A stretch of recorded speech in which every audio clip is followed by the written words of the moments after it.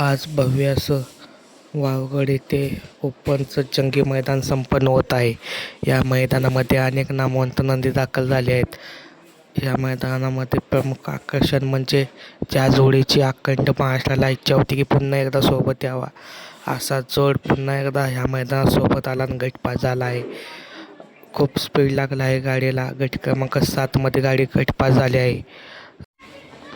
खूप स्पीड लागलं गटाला आणि देव बकासूर आणि त्यासोबत चटणी भाकरीचा पैलवान.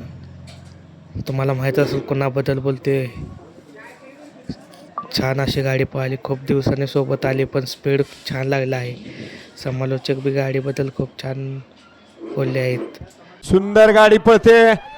ज्या जोडानं अखंड हिंदुस्थान गाजवला असा सर्वांच्या मनातला जोड आज या ठिकाणी वारुगडकरांच्या मैदानामध्ये पळाला. आज पुन्हा एकदा काय ते नवीन घडेल. देव बकासूर पुन्हा एकदा गुलाल घेईल ही शुभेच्छा आजच्या मैदानासाठी.